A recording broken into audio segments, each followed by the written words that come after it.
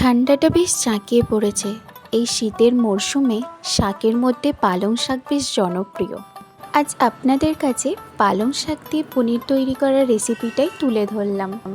Restaurant থেকে শুরু করে গৃহস্থের হেসেলে পাকাপাকিভাবে জায়গা করে নিয়েছে এই রেসিপি। তাহলে দেখে নিই পালং পনির তৈরির রেসিপি।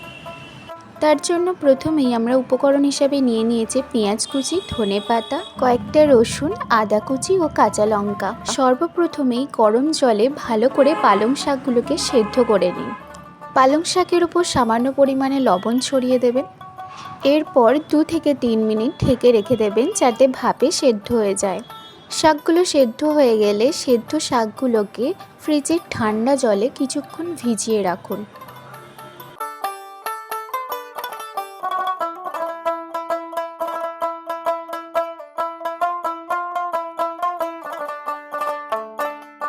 এখানেও 2 থেকে 3 মিনিট রাখার পর শাকগুলো থেকে ভালো করে জলগুলো ছড়িয়ে নিয়ে মিক্সির মধ্যে রেখে দিন।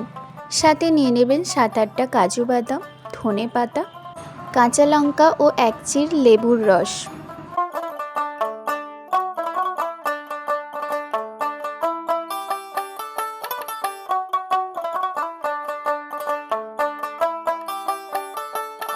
এই পেস্টটা কমপ্লিট হয়ে গেলে সাথে সাথে আরও একটা পেস্ট বানিয়ে নেবেন। তার জন্য মিক্সিতে নিয়ে নেবেন আদা কুচি, রসুন কুচি, একটা গোটা টমেটোকে আধখানা করে কেটে দেওয়া হয়েছে। আমাদের দুটো পেস্টই মোটামুটি কমপ্লিট হয়ে গেছে।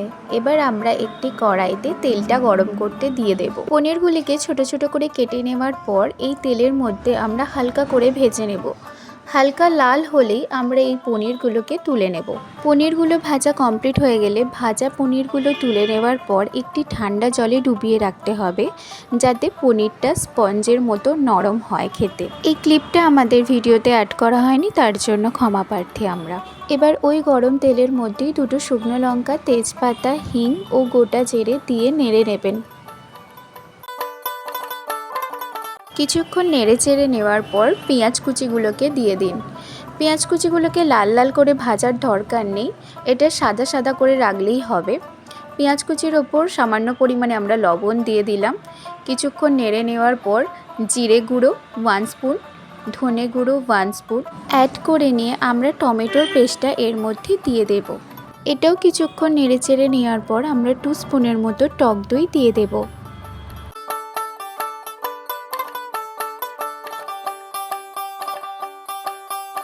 এরপর 1 স্পুনের মতো হলুদ গুঁড়ো দিয়ে সামান্য পরিমাণে জল দিয়ে পালং পনিরের পেস্টটা এর মধ্যে ঢেলে দেবেন।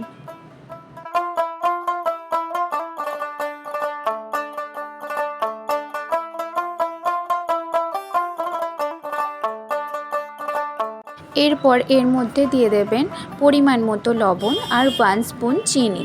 চিনিটা যেন 1 স্পুনই থাকে। এবার ঠান্ডা জলে ভিজিয়ে রাখা পনিরগুলোকে জল সমেতই ঢেলে দেবেন পেস্টের মধ্যে। এটাও কিছুক্ষণের মতো নেড়ে চেড়ে নিয়ে আমরা 2 স্পুনের মতো বাটার দিয়ে দেব।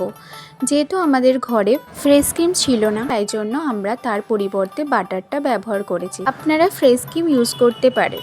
এটা 3 থেকে 4 মিনিটের মতো রেখে আমরা নামিয়ে নেব। আমাদের পালং পনিরের রেসিপি কিন্তু প্রস্তুত হয়ে গেছে। আপনারা সকালের ব্রেকফাস্ট বা রাতের ডিনারের জন্য এটা তৈরি করে ফেলতে পারেন চটপট। আমরা সমস্তটাই কিন্তু ঘরের উপকরণ দিয়ে বানিয়েছি। ধন্যবাদ সবাইকে এতক্ষণ পাশে থাকার জন্য, এতক্ষণ যত্ন নিয়ে ধৈর্য সহকারে আমাদের পুরো ভিডিওটা দেখার জন্য। সকলেই ভালো থাকবেন, সুস্থ থাকবেন আর আমাদের এই চ্যানেলটাকে like, comment, share and subscribe করতে ভুলবেন না। Thank you.